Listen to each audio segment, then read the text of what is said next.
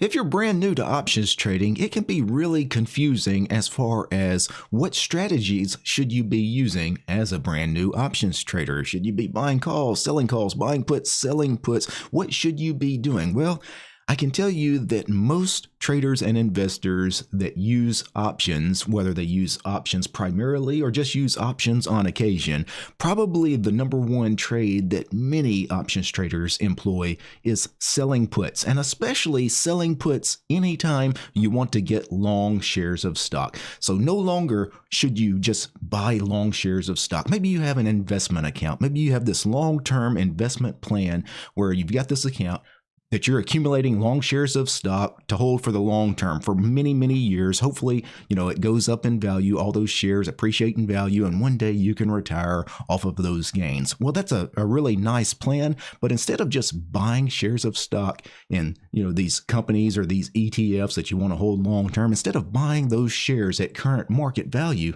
why don't you sell puts instead? So I've been getting questions from some of you guys that are new to the options world. What exactly are options used for? Are options used to make riskier plays, or are options useful in reducing risk? Can options be used as a hedge? Maybe you want to hedge your existing long shares of stock or short shares of stock. And yeah, you can do all kinds of things with options. The great thing about options is it has ultimate flexibility. So if you want to make some very risky plays, if you have that gambler mindset, yeah, you can take on a lot of risk using options. And if you want to be very safe and reduce your risk, through hedging, maybe you want to put on some protective calls or protective puts to protect your long or short shares of stock, you can do that as well. But if you're brand new to options trading, the very first thing you need to understand is that short puts are an alternative to buying stock, and it's a smart play. So let's talk about some of the differences between short puts and long stock. The very first difference, and the one that's probably obvious to everyone, is buying stock is essentially a 50-50 proposition. You buy stock, you buy those shares at current market value, and they either go up or they go down. It's essentially a coin flip. You have about a 50-50 chance of winning or losing on that trade.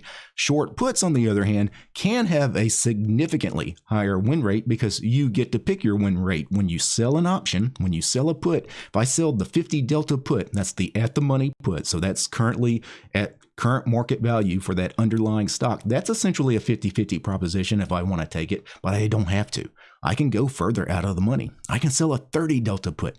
That's going to have a 70% win rate. Or I could sell a 20 delta put. That's going to have a 80% win rate. And most options traders are going to sell puts that are out of the money to give them a higher win rate. That's certainly what I do. I typically sell my puts around the 16 delta mark to the 30 delta mark, somewhere in that range. So I have, around a 80% chance or so on average of winning on my short puts. Now, even though you're going to have a higher win rate on your short puts do have less potential profit since the max reward is capped at the credit received. Remember, anytime you sell an option, whether it be a call or a put, your maximum reward on the trade is always that credit you receive. That's the most amount of money you can make. And obviously, if you hold the shares of stock, there is no cap on the upside. However high the stock goes, the sky's the limit. So it's unlimited maximum reward if you just own the shares of stock outright. And this kind of trade-off is normal. So with selling an out-of-the-money put, and that's a safer play than just buying long shares of stock.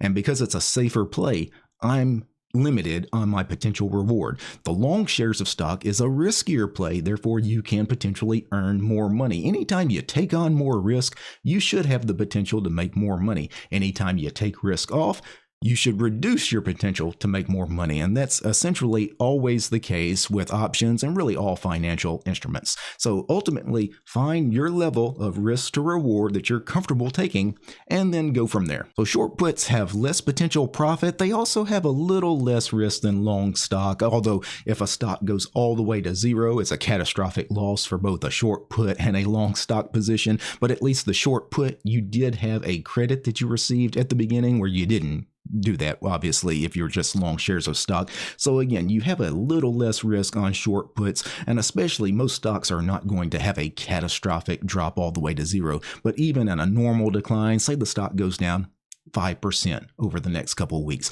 Well, with a short put, you're going to lose considerably less than you would on a long stock position. Also, the P&L swings on a short put are considerably less than long shares of stock, because owning, for example, 100 shares of stock, that's 100 deltas, right? One delta is 100 shares of stock. Well, if I sell, for example, an at the money put, that's the 50 delta put, 100 deltas versus 50 deltas, the 100 shares of stock are considerably more risky, and their P&L swings are going to be significantly more impactful, more severe. So the P&L swings on a short at the money put typically are about 1/3 the size of simply owning 100 shares of stock. So, those P&L swings are not as dramatic, which for me, I kind of like not having my P&L, making crazy violent moves up and down all the time, right? It just helps me sleep a little better at night. The last bullet point says that buying stock requires more buying power than selling puts. Absolutely. So selling puts is always much more capital efficient than buying long shares of stock. It just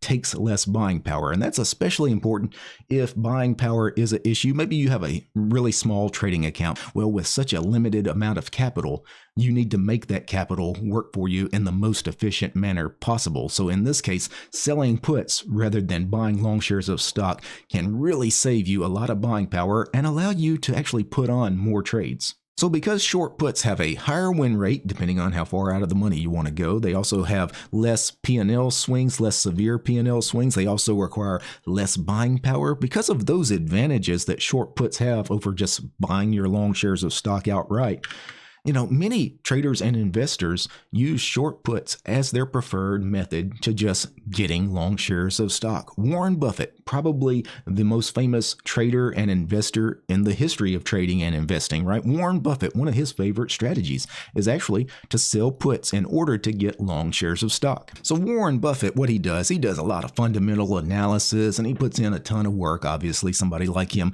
investigating these companies and these publicly traded companies, and eventually he finds some stocks that he determines are undervalued. They're trading for a value less than what the company in his mind is really worth.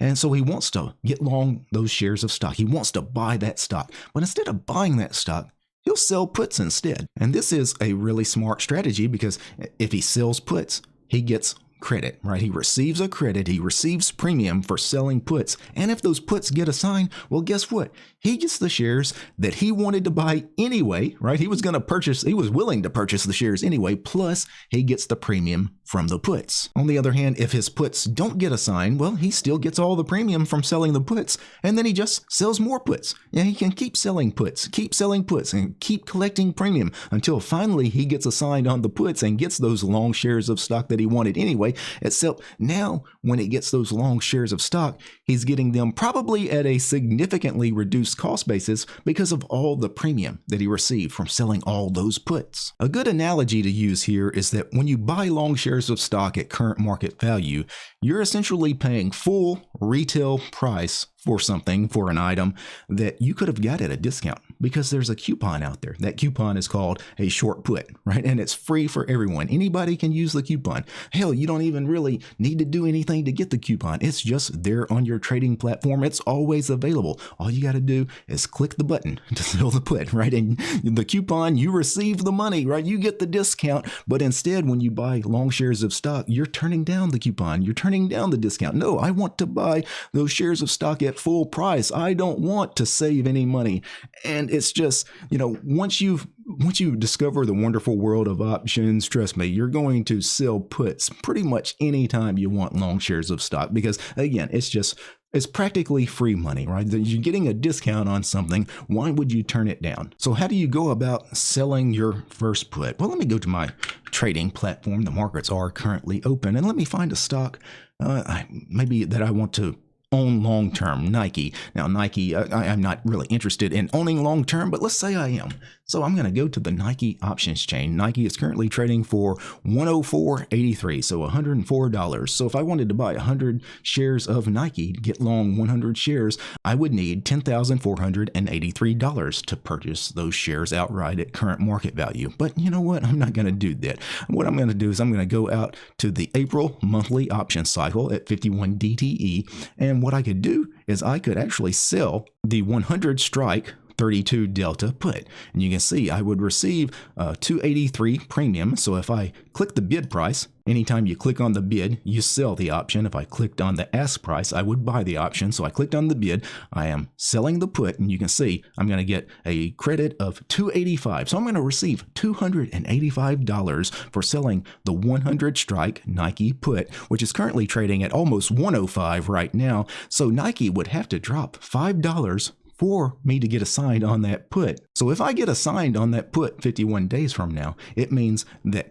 I bought the stock $5 cheaper than where it was currently traded on the day I wanted the stock. Plus, I get another almost $300. So it's really almost like a $800 savings that I get for selling that out of the money 32 delta put. So that it makes a lot of sense. But even for those of us that, I'm not really interested in carrying expensive long shares of stock, but still one of the most common trades, probably the most common trade I make, is simply selling puts on stocks. So Nike has a pretty good IV rank. Selling options on underlyings that have high IV rank is usually a smart move because it means implied volatility is high. I'm going to receive richer premiums. So if I wanted to, I might go all the way out here to this 15 delta put at 92.5. So the 92.5 strike, which is I'm going to win on it about 85% of the time, and I'm going to receive a $110 credit for selling that put. Heck, why not? Let's just go to the review and send area, and I'm just going to ship that bad boy, right? So,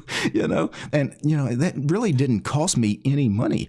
I think it told me my buying power reduction on the trade was going to be right at $1,000. So for me, that's kind of a pretty good risk reward for me personally, because I'm going to receive, $110 credit for a buying power reduction of $1,000. So I'm going to have $1,000 tied up in that trade, but I have the potential to make $110. That's pretty dang good, right? And if I happen to get assigned those shares of stock at 92.5, well, that is $12.5 lower than where Nike is currently trading. So I get to buy those shares at a steep discount, almost a 10% discount, really, than where I would purchase the long shares of stock outright today if I wanted to go that route. So again, selling the puts, again, it's like having a cheat code. You have a coupon code right there. You might as well use it. For more information on the basics of options trading, including selling puts, check out my book, The Super Wheel Option Strategy, which of course covers the wheel option strategy, and the primary trade that you make when you run the wheel strategy is selling puts. You'll find my book listed on Amazon. There's a link in the description below. Peace, guys.